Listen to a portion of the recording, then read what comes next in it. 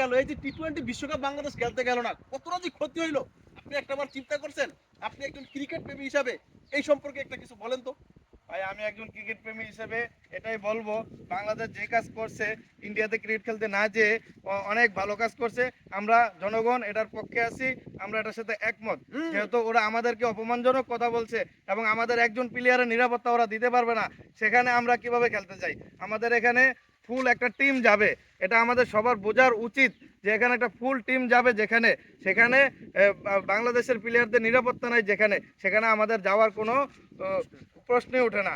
আমরা কিভাবে সেখানে যাই? আমি মনে করি বাংলাদেশ যে পদক্ষেপ নিছে আমরা ওদেরকে স্যালুট জানাই এবং অনেকদিন পর বাংলাদেশ একটা সঠিক সিদ্ধান্ত নিয়েছে এবং এদেরকে আমরা ধিক্কার জানাই এবং এটার বিপরীতে আমরা নিন্দা প্রকাশ করি যে ইন্ডিয়া যে কাজটা আমাদের সাথে করছে এটা ওদের করাটা উচিত হয় নাই। যেহেতু আমাদের পাশের বন্ধু রাষ্ট্র, এটা কোনো বন্ধু রাষ্ট্রের এটা একটা না, বন্ধু রাষ্ট্র হিসেবে এটা ওদের করা উচিত হয়নি। কারণ ওনারা যে কাজটা করছে, যেমন মুস্তাফিজুর রহমানকে একজন প্লেয়ারের নিরাপত্তা যেখানে সে দিতে পারবে না, সেখানে আমাদের যাওয়াটা প্রশ্নই আসে না। এখানে অনেক সাংবাদিক থাকবে, আমাদের দর্শক থাকবে, এটা আমি মনে করি ওরা কাজটা ঠিক করে নেই। আর আমাদের বিশ্বকাপ যদি এবার নাও খেলা হয় আমাদের কোনো আফসোস নেই, যেহেতু এখানে আমাদের দেশের সার্বভৌমত্বের এবং সকলের এটা মান সম্মান জড়িয়ে আছে।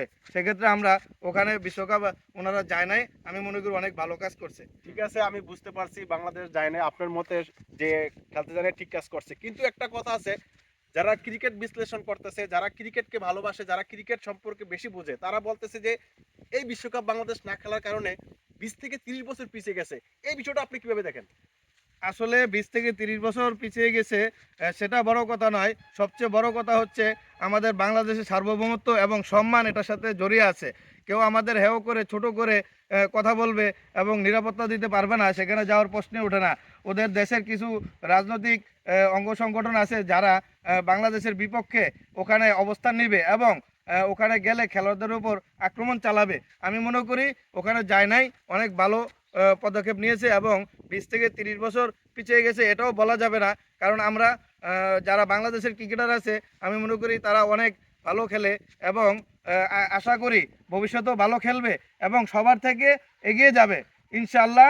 20 থেকে 30 বছর পিছিয়ে না এবং দুই চার বছরের মধ্যে এটা কাটিয়ে উঠতে পারবে আমাদের বাংলাদেশ, এই আশা আমাদের বুকে আছে ইনশাআল্লাহ। ঠিক আছে, এটা বুঝতে পারলাম। আরেকটা কথা হইলো যেন আইসিসি তো নিরপেক্ষ, তো আমরা জানি যেটা ফিফা থাকে নিরপেক্ষ হিসাবে কাজ করে, কিন্তু বাংলাদেশের ক্ষেত্রে একটা নিয়ম আর পাকিস্তানের ক্ষেত্রে আরেকটা নিয়ম, এটা কিভাবে দেখেন? পাকিস্তানের খেলা শ্রীলঙ্কায় নিয়ে খেলতে পারে আর বাংলাদেশের খেলা তারা শ্রীলঙ্কায় দিতে পারবে না, এটা কি পাকিস্তান এই আইসিসি 2 নম্বরই করলো না বাংলাদেশের সাথে? বিষয়টা এরকম না, ওরা যে খেলাতে দিতে পারবে না আমার মনে হয়, কারণ আমার ছোট জ্ঞান থেকে আমি যতটুকু বুঝি, এটা যেহেতু হুট করে অবস্থানটা নেওয়া হয়েছে এজন্য তারা দ্রুত সব কিছু করা ওদের পক্ষে সম্ভব হয় নাই। আইসিসি কিন্তু আমাদের পক্ষে আছে, তারপরে আমি বলবো ওরাও চেষ্টা করছে হয়তো, কিন্তু পারে নাই এই কারণে যদি আগে থেকেই হয়তো কমপ্লেনটা দেওয়া হয়তো তাহলে ওরা ওরা সব কিছুই করতে পারতো। পাকিস্তানকে যেভাবে শ্রীলঙ্কাতে খেলা নিয়ে দিছে, আমি মনে করি বাংলাদেশেরটাও শ্রীলঙ্কাতে নিয়ে খেলা দেওয়া যেতে পারতো বা ওরাও দিত, আমাদের সাথেই ছিল। কিন্তু ওখানে ওরা আগে থেকেই অ্যাপ্লিকেশনটা করছে বা আগে থেকেই দরখাস্ত দিছে যে আমরা পাকিস্তান ঠিক আছে, আপনার ইন্ডিয়াতে খেলতে পারবো না। আপনার একটা কথা বলতে, আপনি বলেন যে আইসিসি আমাদের সাথে আছে, আপনি কি জানেন আইসিসির যে প্রেসিডেন্ট সে হলো জয় শাহ ভারতের? তাহলে সে ভারতের পক্ষে কথা না বলে কি সে বাংলাদেশের পক্ষে কথা বলবে? উনি ভারতের এজন্যই তো আমাদেরকে ওখান থেকে বিচ্ছিন্ন করে দিয়েছে, হ্যাঁ। এজন্যই আমাদেরকে ওখান থেকে বিচ্ছিন্ন করে দিয়েছে। এখন কুকুরে কামড় দিলে আমরা কিন্তু কুকুরকে কামড় দিতে যাব না।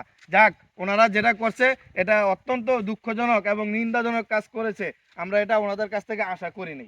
আচ্ছা ঠিক আছে ভাই, আপনাকে অসংখ্য ধন্যবাদ। আচ্ছা ভাই, বাংলাদেশ